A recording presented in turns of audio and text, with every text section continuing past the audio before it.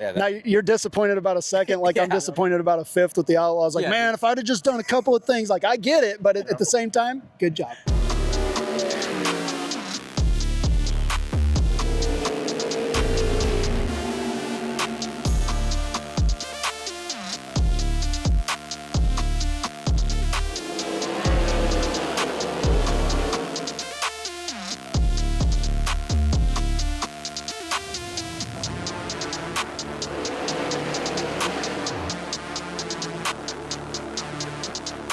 Ladies and gentlemen, this is Knoxville Night in America!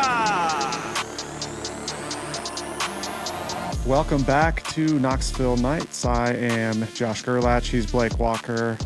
We have some big news to start the show off with, Blake. We are presented by Jetco Inc. for the remainder of the Knoxville Raceway season. Jetco, they provide water and wastewater control systems. They're based out of Altoona, Iowa. And decided that, last year was fun, but we're going to step it up and we're going to jump on board for the entire season this year. So really excited, happy. It was cool. Got to chat with John Whitaker after the races last night, Gabe and Susie. More to come on that. All We're right. going to talk about that later this year. Yeah. But yeah, they're a presenting partner with us this year for the remainder of the Knoxville season. I'm really excited about that. Yeah, it's awesome. Those trailer talks were always the best. And then what we did with them last year was a highlight of the year. That was so much fun. Yes. Yeah, it's awesome. Thanks to Jetco for hopping on board. And we got a big show here today. I mean, it is big because we had a lot of action going on at Knoxville. You want to just jump right in? Kind of roll right into things? Yeah, we can do that. We still don't have our Knoxville Night in America shirts, but you can get those at shoptrackthreads.com. I think very soon. Possibility of next week. Hopefully when the Outlaws come in June. Hopefully they are here.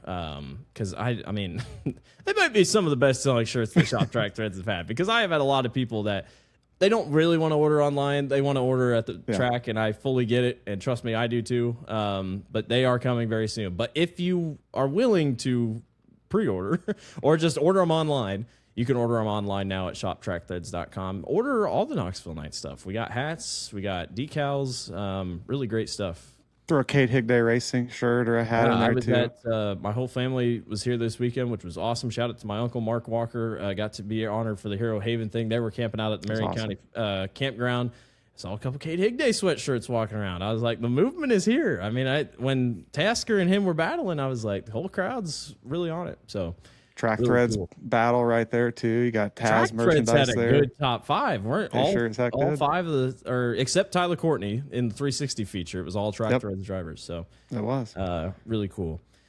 And it helps if you do jump in the pre-orders. It shows interest and it kind of gives them a reason to print those and stuff too. So it's cool, man. Every time I see a person in the wild that I don't really know and they're wearing our stuff or wearing Kade stuff, it's like, hey, yeah, thank you. Awesome. Helps us a lot. Helps us a lot more than you know. So we really appreciate it.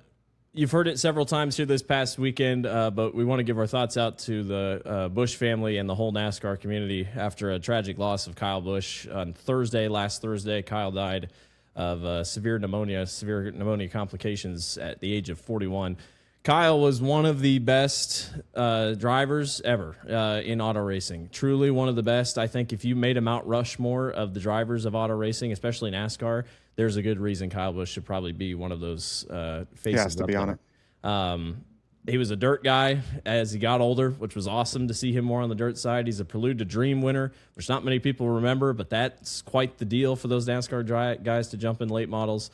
They had a really good thing last night. The Outlaws put out a video talking about Kyle and what meant to them and the drivers that had worked with him sponsor-wise or raced for him. Brian Brown, Buddy Kofoid had driven for him in the Truck Series when they were at Knoxville or Bristol on dirt. And then they had the Missing Man formation last night, which was really cool. And NASCAR just did it here tonight as we're recording for the Coca-Cola 600. But racing lost one of its best villains, but one of its best drivers on Thursday. And we mourn the loss of Kyle Busch. And we wish the best for the family going forward. So yeah, for sure. NASCAR did a very nice tribute ahead of the Coke 600 as well, which, it's a little tough to watch, get on my high horse a little bit here as well. If you don't feel great, it's always best to get checked out too. You just never know what's going on. And also if you care about someone, tell them, if it's a friend, family member, whatever, tomorrow's never guaranteed. And, if people mean something to you, it's better to get that out and let them know while they're still around. Yep. If it's a podcast partner or anything like that, I appreciate you, Blake, and Kade. I wish he was here. Obviously, Kade is not here with us tonight. He's getting a little lake therapy, but yeah, that one really kind of hit hard last week. Yeah, it was. And as someone that has grown up a NASCAR fan, a big NASCAR fan, like I'm not just one of the side. I was a NASCAR fan before I was a sprint car fan. And I still am a NASCAR fan, and it was a tough day. You put it right in your walkthrough over the weekend that your kind of generation like that was your Dale Earnhardt. Yeah, and, it was. Yeah, it was it's tough, unimaginable. So hopefully, everybody that's been affected. I know. I think there might even be some people that kind of consume our content that were close. Yeah. So thoughts go out to all you guys, and as we're thinking of people, this is Memorial Day weekend. This comes out on Memorial Day, so. We certainly want to, honor and remember the servicemen and women that made the ultimate sacrifice protecting and serving our country. I thought it was really cool. And, we talked about this a little bit, put out a post on Sunday with Matt Jones. He is a sponsor, a veteran himself with the sponsor of Kade's car. I thought it was really cool, something Kade did over the weekend. He honored Sergeant Francis Glazebrook Jr., who was a Army service member who was killed in action in the Vietnam War. He was in a helicopter gunner that was shot down and killed in Vietnam, and from or around the Knoxville area. And I know that his dad had gone to Knoxville races in the past as well. And I think it'd be cool if we could get more Knoxville drivers to do something like that. NASCAR at Charlotte, every class or series I think does that, right? Yep. Where they honor a fallen service member. I think that'd be something really cool, pretty low effort that you can bring a spotlight on somebody, a serviceman or woman that paid the price for us to enjoy going to the races. I'm gonna put this out there, and we'll see if anybody listens, or we're on Dirt Vision, so maybe some people with the Outlaws listen. Here's my suggestion: NASCAR, like you said, they run a name of a fallen member, or it could just be active, but most of the time it's a fallen veteran. They put the name on the name rail of the car, and then on the windshield banner where the name is of the driver, usually the last name. It'll say Corporal, Sergeant, captain, whatever. I think next year, and maybe just make it that the Outlaw guys do it, but the others can join in. If this Memorial Day Stars and Stripes salute comes back for Knoxville and Huset's, I would love to see them do that like they do for NASCAR, and do it where everybody puts their name on the top wing. I think that would be really cool to have the driver choose who they want to honor and put their name on that spot of the note or on the top wing. And I just think that'd be really cool. It'd be cool. You can kind of make it its own thing, have a Stars and Stripes kind of banner that goes across it. I just think it'd be really cool. It sounds like this is it. Hopefully, we'll see what happens with Huset's as we're recording tonight. Hopefully, they get it in, but I think this is something they want to keep pushing and maybe make it a thing. I would love to see the Outlaws do that, and then see if anybody else wants to join in, whether you're Knoxville high limit guy coming in. I just think that'd be really cool to honor those people. And, some of them they don't look for the praise. They don't look for the honor, but we deserve it. We're here because of them. And I just think that'd be really cool. So if anyone's with the Outlaws is listening, I think that'd be really cool that we could do that. So, and I thought the track did a great job last night honoring and doing what we did. So they did. Outlaws, local guys. If we, again, if whatever we do over Memorial Day, even if there's not a special event, I think it's a small gesture to people that gave their all for our country. So. You had a chance to hang out with Ryan Timms through the night. Kind of jealous, but you got a chance to hang out with Ryan Timms. There's going to be a blog about that coming up, Josh. Yes, sir. Tomorrow night, we're going to drop also a small little note. You probably know this by now, but Knoxville Nights, we've shifted the schedule back a little bit, heard some feedback. It's a little bit easier for people to find it after getting off work or whatever. So our new episodes are going to be dropping at 5 p.m. Central Time for Knoxville Nights on Mondays, and then Sprint Car Nights or these race night vlogs. Blues and Dawson, we might be changing some stuff up a little bit throughout the summer, just because schedules get moving quite a bit and are a little in flux. So no Sprint Car Nights this week, but we do have a kind of race night behind the scenes vlog with Ryan Timms from Engine Heat through the end of the night. That's going to drop tomorrow, Tuesday at 5 p.m. on the Knoxville Nights YouTube channel. So I joked a little bit. I'm not going to give a lot away, but I joked that we put the cameras on the car, and it wasn't the greatest night It's for not him. our fault. It is not our fault, damn it. It's my fault because I said he had a podium streak coming into the night on my walker. We may or may not have talked about that too, and Shane may or may not have been thrilled about it. So, yeah, check that out. Hit like on this video also. Like tomorrow and share it. That's the best thing you can do. I have a lot of fun doing that. It's fun. It's a little busy. I have to move around a lot more, especially in 2 classes and different cars, but it's worth it. I think we got some cool stuff, and I appreciate Ryan. He is always down to give us a lot of time. So it was cool that on an outlaw night that he was still willing to do that. So check that out. It was a lot of fun. It'll be out tomorrow. Absolutely. And then JJ Hickle will be at the tail end of this video once we finish out. So Josh had a chance to sit down and chat with JJ Hickle for a little bit, talk about his great run last night with World of Outlaws. We'll get to it here in a second. But we're going to start with the Randall Roofing 360 Sprint Cars. 31 total signed in last night, or on Saturday night. We had a couple guys doing the double, and one of them was Tyler Courtney. I thought that was kind of interesting. I was happy to see it, but a guy that has had really good success in a 360 here. He's a 360 Nationals champion. I guess they just wanted to work on it. Maybe he just wanted to drive the car a little bit more. I mean, they don't shake down that car very often. But did he won an ASCS race at Volusia this year, didn't he? It was either ASCS or he won. True. Yeah. I think he won 2 of the 3. Yeah. So, I mean, the car's fast, but he qualified on the pole, or qualified first, I should say. He was almost only about 3/10. Yeah, 3/10 faster than Kade, which Kade has to be thrilled because we're in points mode. I mean, with how close Kade and Tasker are, I mentioned it a lot last night. We are really looking at points. And Kade was 3 spots better than, or 2 spots better than Tasker. That's points. So I'm sure Kade was thrilled about that. He was definitely happy about it, especially after how they weren't good last week. They qualified pretty poorly, so that was a little bit of a mulligan that they got from last week. Got lucky. Yes, capitalized on it big time. Not only in qualifying, but the rest of the night that we'll talk about as well. But I thought it was, and I think honestly, it probably is showing the hand that I bet Tyler's going to be back this year. Yes, 360 Nationals to try to run it back and get another 360 Nationals championship. I mean, I know it's kind of been just our 360 field, but you kind of joked with Kade last night or this morning in our text, but you're like, you're going to get challenged here this week, upcoming with ASC or with USAC, because a lot of those 410 guys are going to run 360s because we run 360s on Friday and then 410s on Saturday. So Ryan Timms, no doubt, will probably be in a 360. I bet Austin McCarl throws his in, Carson McCarl. I mean, you're going to see a lot of guys throwing their 360s, and then be a style field. I mean, it's just going to get bigger and bigger here as we keep to roll on. Sean McClone qualified 3rd. Good to see Sean there. First time here this season. Good run for him in the 1M. Yeah. Tyler Courtney was able to take heat race number 1. Tasker Phillips took heat race number 2. Clint Garner took heat race number 3. Shout out Clint Garner. He's getting diecast made. How about that? That's a pretty sweet thing for Clint Garner. We don't have a lot of Knoxville regulars that get diecast made, but really cool to see Clint Garner have some diecast made. Those will be there here in September. And then Evan Semerod won the B main. The invert was 8, so that put Cade Higday on the front row. It's just like he knew what he was doing. He did finish 3rd in his heat race, but...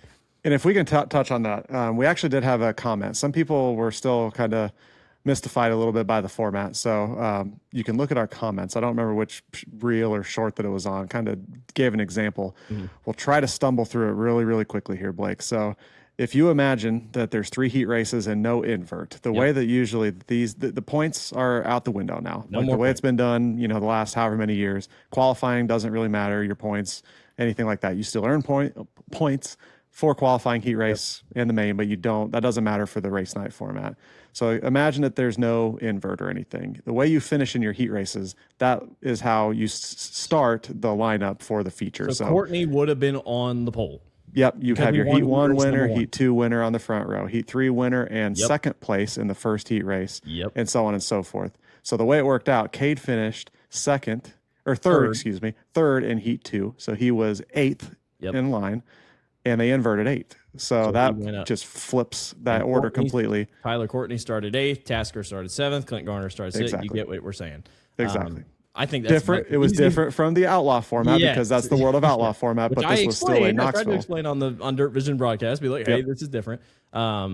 But yeah, I think that was the best way we could have explained that. Besides bringing out a whiteboard and putting it, bringing our little cars out. Now when we have the split qualifying, it still gets a little confusing even for us in the middle of the night. I still think I need to bring out the 164s during nationals and be like, here's how the nationals format works. But hey, Blake, that's good content. Yeah, Let's do that. I think we actually. I know how we can record something like that. So yeah, we should do that. You got an overhead camera? Lock that. You got a projected camera like in college?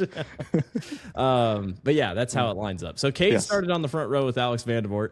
There was a huge crash to start the A feature. They were going to call the yellow because Alex kind of jumped the start, but AJ Johnson got stuck in dirty air and tumbled, collected Jesse Pate. Both were okay. And then Timothy Smith did the exact same thing. Leaned in, got over the cushion. The car flips or slips to the left, and he gets on two wheels and then just digs into the dirt, like goes head first into the dirt and spins wildly. I mean, just awful wrecks. AJ is okay. Jesse's okay. Timothy Smith is okay. I talked to Jerry Smith, and he said Timothy's beat up, but he said his stomach didn't feel bad, so he thinks he's okay. But they're all going to be sore, and we'll talk about Jack here in a little bit. But boy, just rough. And everyone, after the first time, you're like, maybe they'll take it easy. But it's just the dirty air it's no joke. Go straight.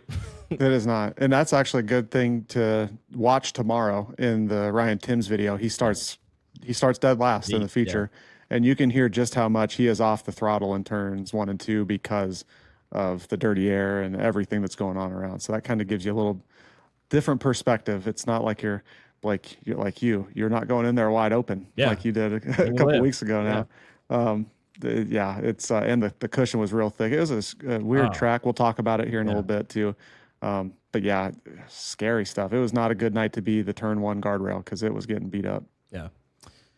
We had a couple, so we had those restarts. Kade eventually got back going and took the lead and was away. I mean, almost 2.5 seconds. Tasker Phillips started 7th and was moving. I mean, he was hauling the mail because he was really the only one in 1 and 2 who was daring to go up there and run the top. Kade was kind of catching lap traffic, and then Tasker was right near Vandervoort, and Alex hits. There's a weird, I don't know how to explain it, Josh, but there is a little bit of a dip down in to get on the access road. To get on the access for push road. Trucks. He got the left front tire over that and then pushed the front bumper bar into that and just spun it sideways. He saved it. He was just 90 degrees to the racetrack. I should have asked Ryan Levitt about it because his life probably flashed before his eyes. Ryan barely missed him. But he was quite sideways, so they called the caution. Unfortunately for Alex, he was the cause of the caution, so he had to go all the way to the back. Logan Alexander's night was thrown off because of the same exact thing, either in the B main or something, or it was the B main with like 5 to go. He was running in 4th, and he got sideways. Not as bad, but they still called the caution. And unfortunately, you are the cause of the caution, so you're going to the back. It was a weird wreck. I mean, I think it's hard to see. As someone, I can say this now, as someone that has sat and driven a race car at Knoxville, doesn't matter if it's a Pro Sprint, 410, 360, it is hard to see the berm. Like that's why I cheated up the racetrack every time. But it is hard to see it because it just kind of blends in, and I can see exactly how he just got into it. Yeah, and it's a bummer for Alex because he had ran a pretty damn good race up until that point. I know they've been qualified really well. They had a great night going, all things considered, and I know that they've been, really looking for that too. They've had some struggles, and so it was good to see them have speed and running well. And unfortunately for our guy Kade, that yellow was not his friend, and probably did lose in the race. I know, didn't get a catch up with Tasker, but a couple of his crew guys came over after the race, and they were kind of in the same boat that they were like, I don't know, it may have been close, but I don't know if they could have got Kade because Kade was gone and was looking good again in traffic. Yeah. And that's all Tasker needed. He was the very next lap on the restart. He was just so much better. Kade had a great chat with Josh afterwards and just said their fire-off speed wasn't good. They set up the car for a track that they didn't think they thought they were going to get or have, and it just never did. It was so grippy on the bottom. That's why Tasker was making his money on the bottom. It was actually kind of weird. And then once he got around Kade, he went back to the top. But Tasker was able to hang on, got through lap traffic just how he should have. Kade almost threw it away like 4 times in second. Like Levitt almost got to him off 4. I could tell Kade was really just trying things, trying to get back to him. He got back to him at one point, but he just never could do it. Got stuck in dirty air, and Tasker Phillips gets away with the win. Kade does gain 1 point. 1 whole point on Tasker. It was 7 points last week. It's now down to 6 points. That just tells you we're in for a heck of a championship battle if these guys can stay nose to tail. But Tasker's better right now. I mean, it just feels and looks like he is better. But Kade said when he chatted with you that they set the car up right. They just made the adjustments and the team did it. And Tasker's got it. And, Josh, he's got the green light. It's like he's there. It's going to be flip tough the dummy switch and just let her eat. I know. You talked about the track, though, and, we'll talk about it some more in the 410 race also. But in that video with Kade after the races, we actually went out onto the racetrack, and it kind of caught me off guard. I mean, you can see it, that there's still it's Your plenty shoes dark were on sticking, weren't they? on the Like inside. down Yeah, in the bottom, like it's not even just grippy. Like it was sticky still down there, which you just don't see at the end of a night when you had 80 cars out there, and you could see it in the 410 race, which we'll talk about here shortly. That all that grip gets thrown from the bottom up to the middle, and then it packs down, and you got grip, in the middle, top, bottom, and it's kind of why we had such a good race in the 410s. But yeah, I think getting back to the 360s and talking specifically about the points, I think that the points picture is really starting to come into focus here. You mentioned that Kade only gained 1 point, but they are starting to separate themselves from, Sawyer in third, and then the rest of the field is, the top 5 is just barely holding on to staying under 200 points. So it's good for our guy. Hopefully he can put a few more dubs in that, or put a couple more checks in the dub column. Yeah. But for Kade, it's 4 straight podium finishes. It is. Going back to championship night last year up until last Saturday. So happy to see that for him, and happy for Tasker too, because that team is rolling. 14 straight top 5s in a 360 at Knoxville for Tasker Phillips. So go much back for 10, a guy go back 10 years. Wreckers. Exactly. Yeah, go back 10 say, years, and like we were talking when we talked with him, you probably would never have guessed that. Yeah, the stereotype might be washing away just a little bit for Tasker Phillips, as it should. I mean, he'll even say it himself that he's kind of that kind of guy, but I think the statistics are showing that he's kind of going away from that. But I agree.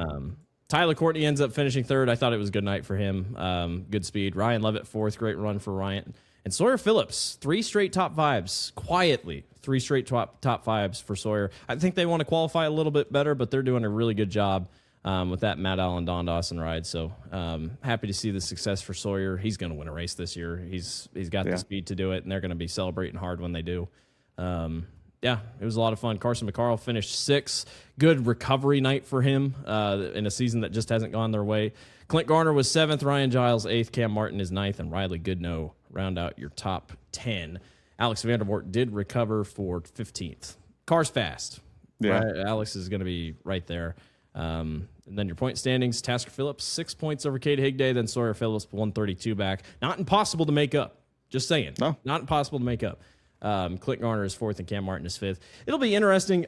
This is the most observation, but Tasker and Sawyer are also running in 410s. They could, if they really wanted to, decide to run 410 points. I don't think they're going to do that. I am pretty sure. I'm not speaking for them, but I'd like to believe they're probably going to run Tasker for sure. But Sawyer, I feel like they're probably going to run 360 points. I would imagine so. Sawyer's 10th and 410 points, 550 out. I mean, he's still within about 200 of 5th. So I would need to see what the monetary breakdown is for 410 versus 360 to see if it would make sense to kind of risk that. But as good as he has ran in the 360, I bet that they end up sticking in that point race. Absolutely.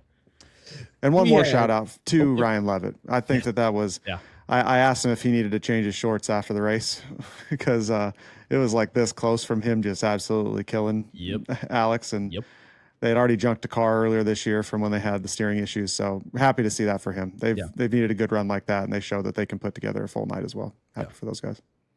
We had 51 total cars for the 410s with the World of Outlaws NOS Energy Drink Sprint Cars Series. Technically 50. Linton Jeffrey just signed in and got his show up points, and I think he hot laughed, and then he said, all right, I'm out of here. Qualifying, Aaron Reitzel was able to take qualifying A. Donnie Schatz was 2nd. JJ Hickle 3rd. Those boys get the good draws, and they qualify well. We'll talk about JJ a little bit more. David Gravel, Carson McCarl.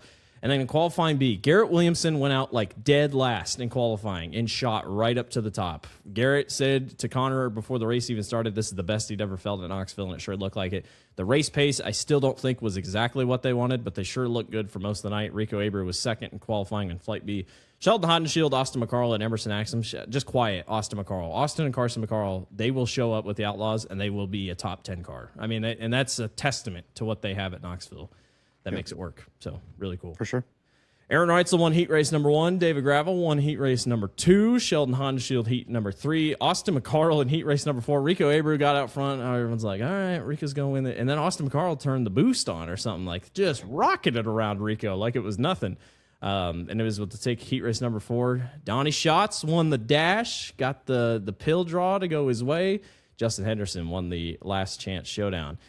Donnie Schatz's night was quick in a way. Aaron beat him to turn 1. I don't really know what happened. Donnie just didn't get the start that he wanted, and that was the race. The race-winning move happened out the front straightaway because Aaron Reitzel just smoked the field. Leads all 25 laps for the win. I will say, Josh, the battle for second was awesome all night long. Holy cow. Rico Abreu and Donnie Schatz were just dueling, and it kind of gets you. It wasn't like an emotional thing, but it was like, I felt something when Donnie Schatz ran the bottom so dang well in 1 and 2. And Rico even said it. He's like, I just kind of wanted to ride behind him a little bit and learn something, because it is truly remarkable to watch Donnie Schatz go to work at Knoxville. That's the best he's run at Knoxville since he won Hard Knocks Night a couple years ago. We've talked about this. I think the last time that they were here, I said I wouldn't have been surprised if he, wouldn't click off a dub here. Yeah. They still visit, a couple more times before Nationals. So 2 more. In about a month, I believe, right? Or just a few weeks. 3 weeks. Yeah, about 3 weeks. So it feels like they're here every other week now, which is it's nice. Yeah, we're getting close. But yeah, man, when Rico came up and challenged him, got around him, I was like, oh, well, that might be, it's time for 2 high rollers to go back at it. And Donnie was like, nope, I'm coming back. Yeah. And that was a hell of a battle. It allowed Gravel, and David and JJ also had a really mean battle for 4th as well. So then they kind of all, as Aaron made it look easy, and he was really never challenged, but they all got close, and it kind of accordioned to where when they were in traffic that they all kind of sucked back together. But I mean, somebody on Sprint Car Night said it, that Aaron is getting ready to go nuclear, and he hasn't lost a race yet. So you've got that. I will say, like, Donnie was getting closer in the end.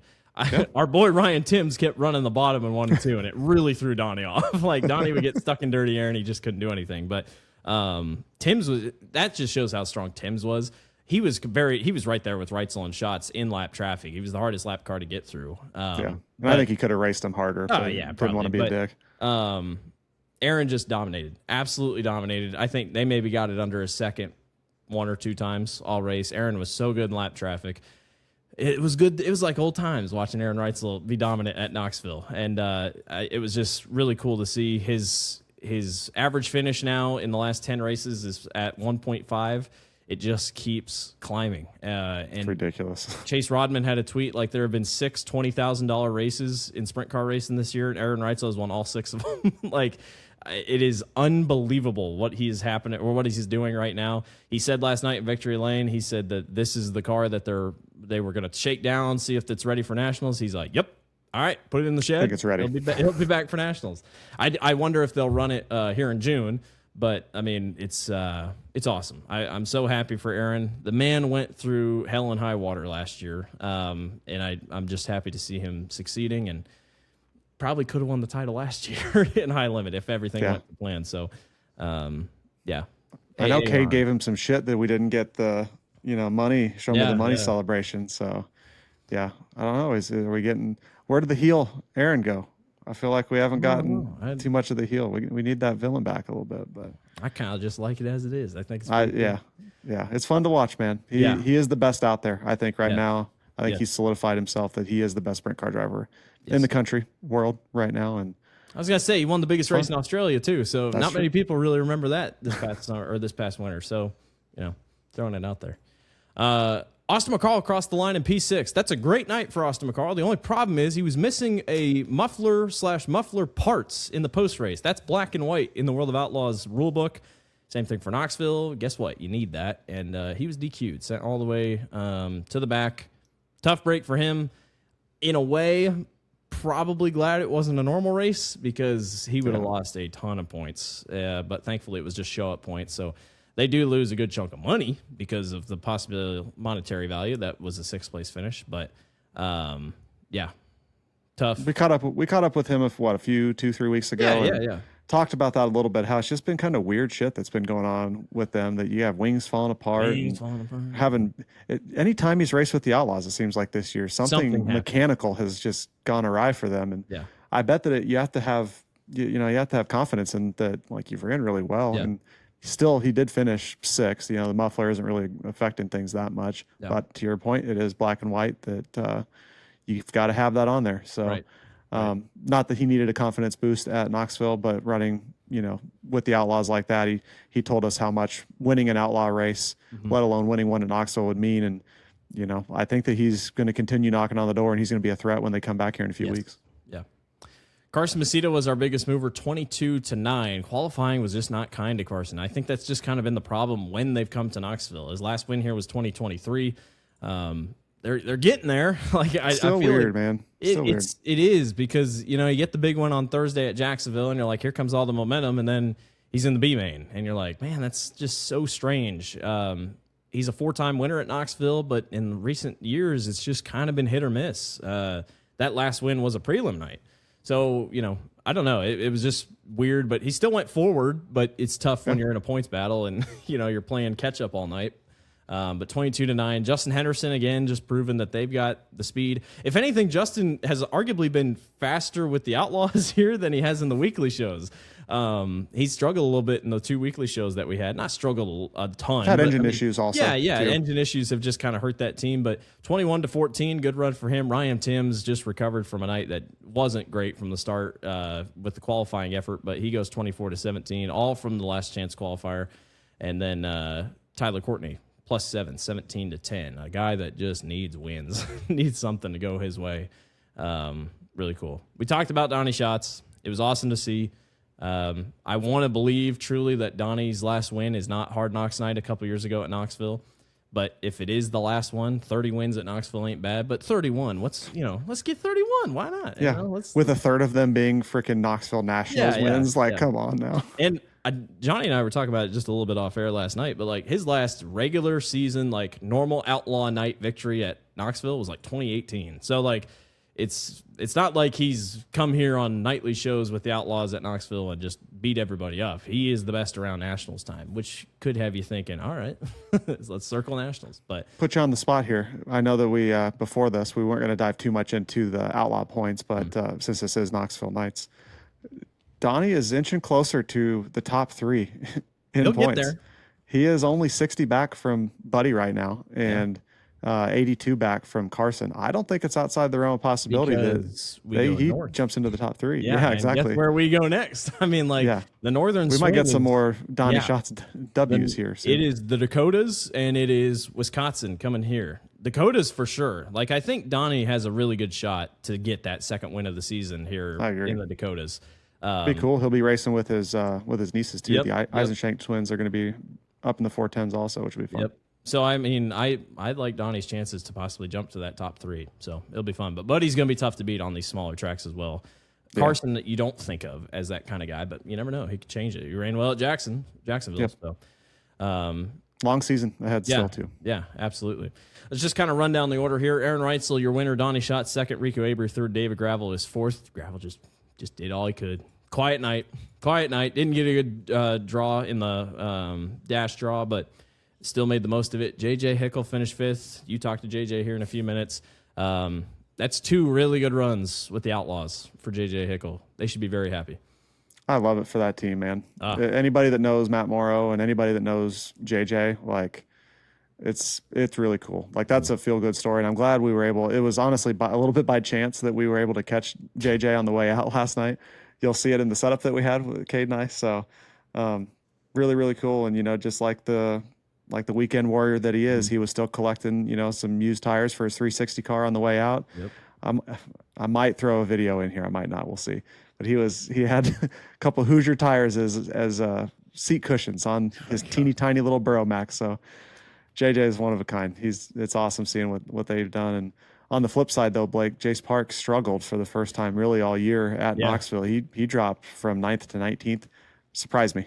But still made the feature. I mean, I know sure. I know that sounds crazy, but I mean there are expectations, and He had a moment off turn He's just four. to your point, the expectations. He's just set them so high. Yeah, this I know. year, especially after he ran, early in the year. He was like sideways off of turn 4 at one point. I looked down and like 6 guys got past him. I don't think the car was to his liking. If it's around the top like it was, I mean, I think that's his kind of track. But I'm not out on Jay Spark yet. I think not at all. He'll be just fine. Garrett Williamson had a really good car last night. He was so strong. He ended up finishing 6th. He went backwards 3. I don't think he quite got the start. He was like 5th on the first lap. But good speed for Garrett. That first Outlaw win's coming soon. And I was like, man, imagine if it's at Knoxville. Sheldon Hodenshield was 7th. Another good run for Sheldon. He told Connor in his heat race interview, he's like, we need to win one of these one of these Knoxville races so bad. He's never won here with the Outlaws. His only win here is like on a nightly show. So see what happens with Sheldon going forward. Buddy, 8th. I mean, I think their speed, it's good. Both of those guys, they're incrementally kind of jumping up the standings, race results.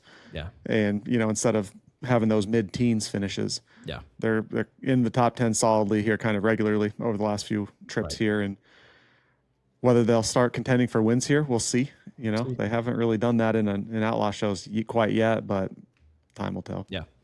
Carson Macedo was 9th. Tyler Courtney is 10th. Brian Brown, just quiet night, finished 11th. Just kind of stayed mid-pack most of the night, but still good for Brownie. Still has a chance. Still has got a really good shot to win one of these races. So I don't count him out yet, but good to see Brownie with good speed. Parker Price Miller, good run. Just kind of showing up. I thought quiet that was again. Really, quiet. Kerry Madsen, +3. Yep, quiet. Justin Henderson, 14th. Logan Schuhart goes +5. Probably not the night that they wanted to, considering the speed that they have on the bigger tracks, but 15th's not bad. Cole Macedo, 16th. Ryan Tim, 17th. Spencer Baston went backwards, -5, but to 18th. Jay Spark, 19th. Chris Wyndham, good feature run to the 20th.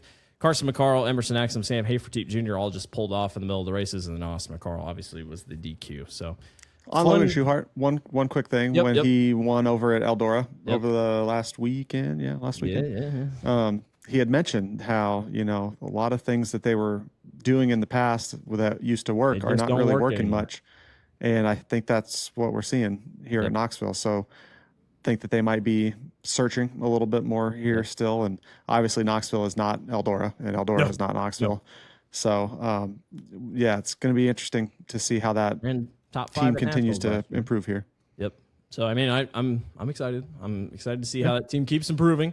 And he's got big tracks coming up. He's got Eldora obviously coming back again, and then obviously Knoxville. So if you loved the one night of action for Knoxville with the Outlaws, guess what? They're back here in just a couple weeks for the Corn Belt Clash, Corn Belt Clash. That's next week. The Premier Chevy Dealers Clash Part 2, I think, is what the legit name is, or something like that. But Josh, I have told people all season of like all the Outlaw shows, the one in June is the one to come to, because we will have 70+ cars. It will be absolutely stacked. Kyle Larson usually is here for that weekend. I'd assume he's probably going to be here again. I'm not putting it out there, but I'm saying that there's a good chance he will be here. So Corey Day's been here. Yeah, Corey Day will probably be here. I need to see where NASCAR is. That'll really tell me. But Corey probably will run the Saturday race, obviously, but he could run the Friday race. But that is the best Outlaw weekend of the season in June, because guess what? High Limit's also off. So everybody comes to Knoxville, and it's going to be a blast. So same thing for the 4th of July. Don't let the 4th of July weekend slip by. There are going to be a lot of Outlaws probably here for the 4th of July. Same thing, because High Limit and Outlaws are off that week. So we basically get an extra World of Outlaws weekend. We just don't call it the World of Outlaws. Darn it. Darn, man. We're spoiled, man. They don't come here for a month. Oh, man. All right. Well, you had a chance to sit down with JJ Hickle after last night's race and his top 5 finish. We'll go to that interview right now. All right, we're here with JJ Hickle. This is an impromptu little Knoxville Nights thing. This is quite the setup that we've got. We've got Mr. Second Place in the 360s. 12th or something in the 360s. I wasn't going to talk about that one. But then 5th in the World of Outlaws feature. You that's what, 2 top 5s, right? And 3 races with the Outlaws this year. Pretty decent. Super awesome, man. I mean, before this point in my life, I'd never had a top 5 with them and raced with them quite a few times. So to be this good this early with them, and just proud of the 2M team. I mean, honestly, just to be that good out of the box night one and have the quick time and then finish it with a top 5 and then come back tonight and with a different engine, different package kind of, and I feel like run top 5 again is just, extremely proud of the guys, proud of our effort, and just, man, obviously, you know, it's like I told everybody all winter, I hope we just pick up where we left off. It's my first time in the same car, like going into a second season in a long time. And so just, I feel like, you know, we're kind of picking up where we left off, and just proud of everybody and super happy with the effort tonight. And this is your third engine of the year, I heard from Matt. He said you hurt your A engine, your B engine is off still, and so this is 3. It's not great, but it sounds like you're probably going to be getting your main piece back soon. And yeah, man, if your third one in line can do what we did tonight, I have zero complaints with where I'm at in life. You know what I mean? Like that's awesome. But yeah, we were all worried going into tonight. I mean, I told Matt, I was like, no matter what I say, I'll do my best. You know, I'm always going to do my best, but like, I'm concerned, like we're going to be very pill draw dependent. And like, even Matt before the night, he's like, well, we're just here to test and learn and see what we can figure out. And then after the heat race, I'm like, we could do a little bit with the car to make it better. You know, he's like, I just love that you're bitching after we're in the dash. Like, it's awesome, you know? And what's it just coming into the year, knowing that this is year 2, you're back in, you know, the same car, like you were just mentioning, you haven't done that really before.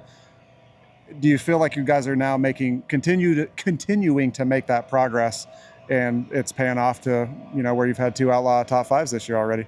Absolutely. I just think working hard all winter and kind of, you know, I mean, we kind of built these cars around me and built this team around kind of what I was hoping to feel. And I mean, when I say that, it's like the cockpits are bigger, so I fit better, and like just real simple stuff, but I'm so much more comfortable. Like now I get out of the 2M into the 63 and I'm disappointed with how mine feels, you know, which is just the cockpit's tighter and everything. But yeah, man, I just testament to hard work and just having an off season to really prepare, and all the work Matt's done. And then, you know, I do my homework. I study a lot. Blake Cook, he's always with me. We're always studying everything together and just putting our heads together and trying to improve and trying to kind of bridge this gap that I feel like there is between these guys that have sort of raced here a lot and guys like us that are just, you know, I'm a couple years in now, and I feel like we're to that top 5 point. Now we're just hoping to keep really grinding and get up into contention to hopefully win some races here moving forward. What do you feel like it's going to take for you to get to that point where you, like when the Outlaws show up, we can count on JJ to win some damn races? I mean, I'm very proud of what you're doing with how little experience you have here. You've only raced here a couple of years, and you've been a standout for sure. Should have beaten David Gravel. We'll let you kick your own ass on that one. What do you feel like that? Like, what are you guys missing to just go out and kick their ass like all these outlaw guys do? Obviously, they race a lot more races than you do, but I feel like Knoxville's a very special place where like you could see that from a guy like you.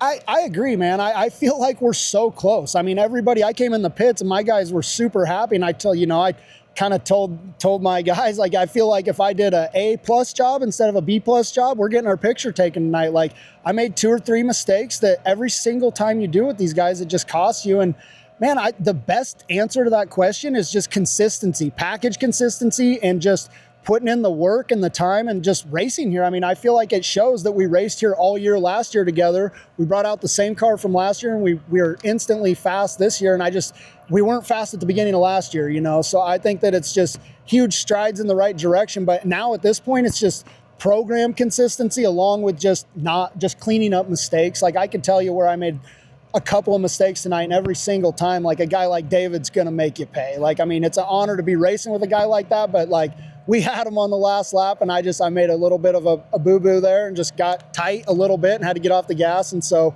ended up 5th, but to know that's where we're at and be disappointed about stuff like that's like, man, I'm just so grateful to be driving this Matt Moro 2M. I mean, it's hilarious. I drive a little tiny like Nissan Versa, like the cheapest car in America, down into the pits and like look up at the Dennis Albaugh Tower and just like hope to make him proud every night. But to be able to actually show out tonight and like be the highest finishing Albaugh car, I mean, I'm proud of that, honestly. I really am. And it's super awesome. And yeah, I think that we just got to keep working. I don't know if we just shut off or what. No, we're good. Okay. We're good. I said that last time too. It keeps going.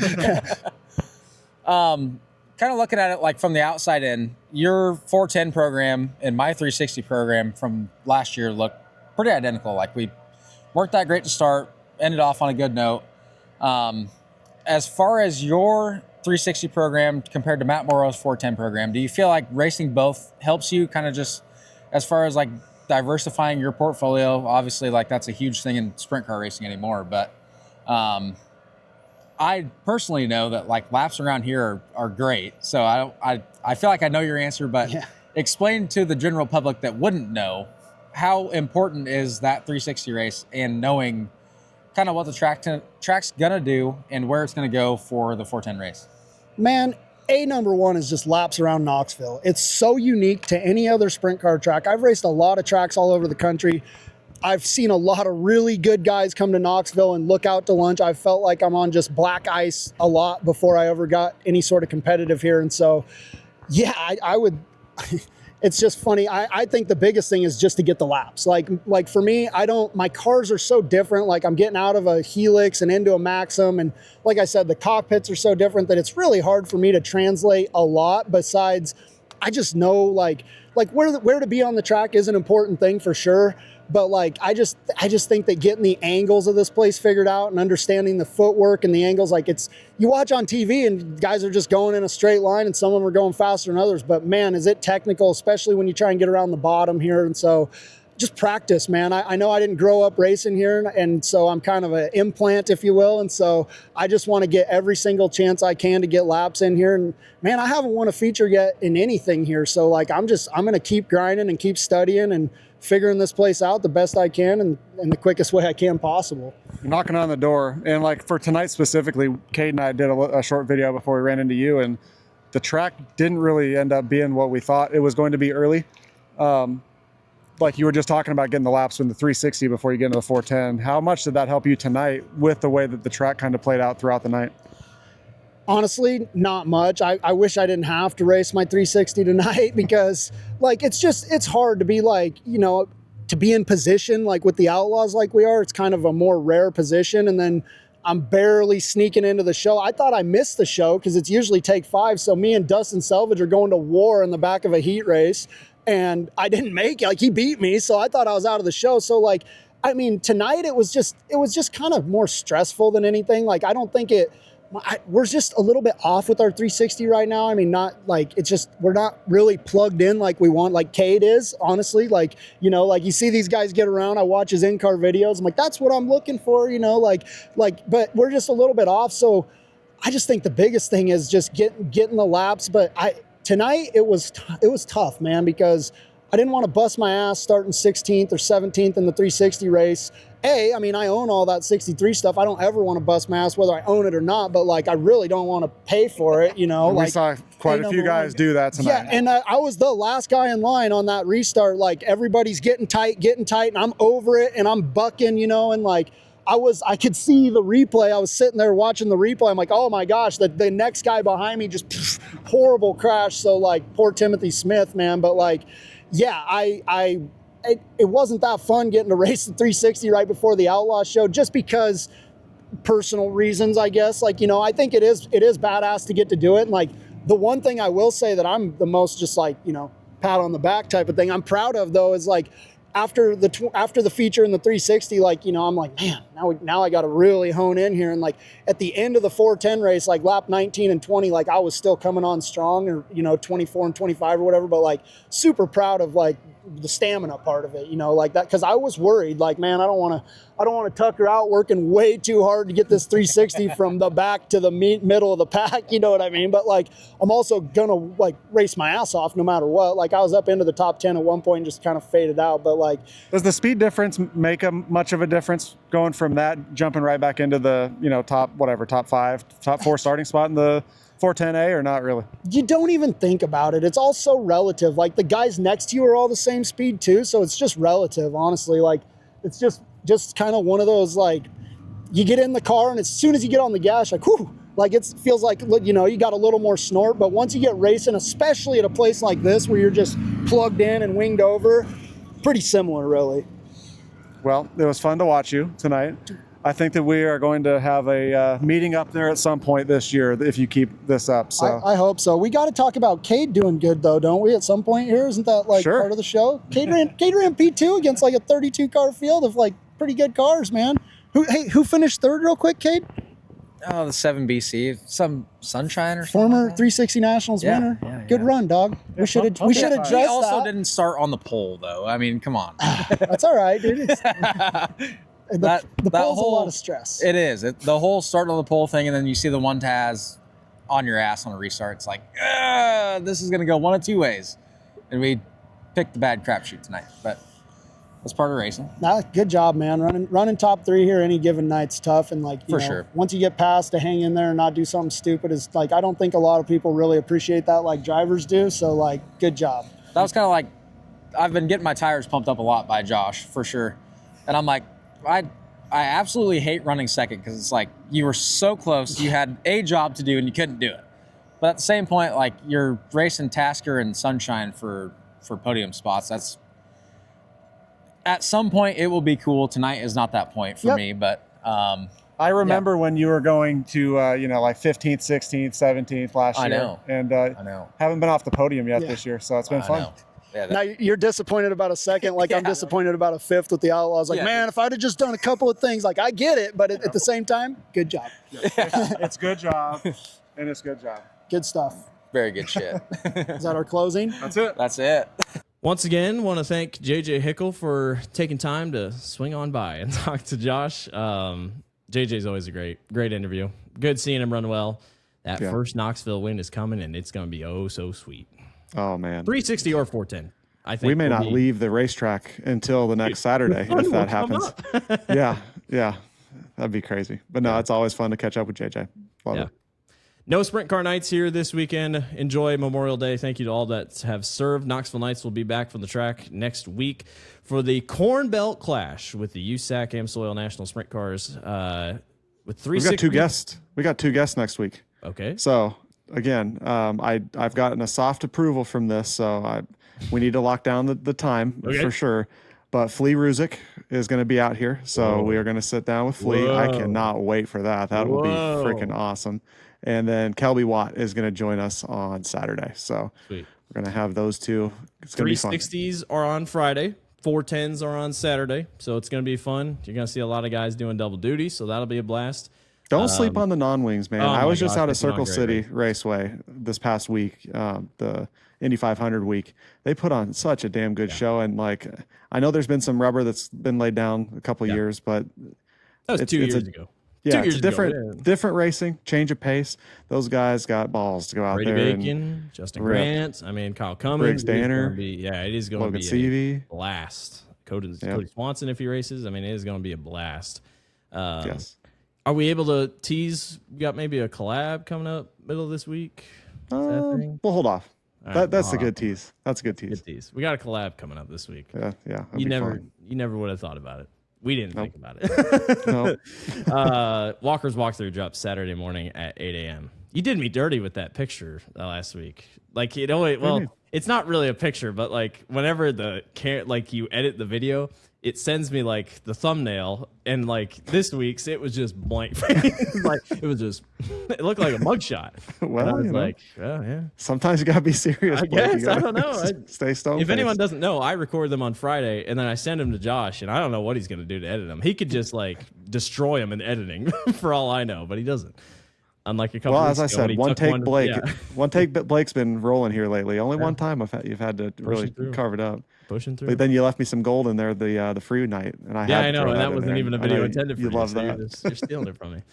Don't forget to subscribe and watch on YouTube. We'd love to reach 1,000 subscribers here, at least before the Knoxville Nationals. I think that'd be really cool. We're at like 950 right now, so hit that subscribe button if you like what you're seeing. Leave a like if you like what you're seeing on the YouTube side. Don't forget to create a Dirt Vision account, and thanks to everybody who's watching on Dirt Vision. Tell us in the comments where you found us. I actually heard over the weekend that a few viewers came up and told us that they found us on Dirt Vision. So it's cool to hear that. Make sure, like you were just saying, download Dirt Vision on any of your apps, your smart TVs, create a free account because you can watch us for free.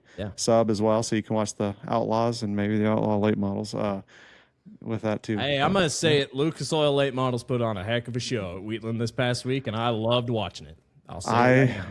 I may or may not have watched that too, Blake. Dude, I'll watch it with pride. I'm sorry. I've got a shtick that I've got to stick to here. No, it was entertaining. That broadcast team was great too. I love hearing those guys. Absolutely phenomenal. Listen on Apple Podcasts, Spotify, and all of our podcast platforms. Don't forget to follow Knoxville Nights on all social media platforms, and all of our social medias will be down below. If you've watched it this far, let's leave a eagle emoji for Memorial Day.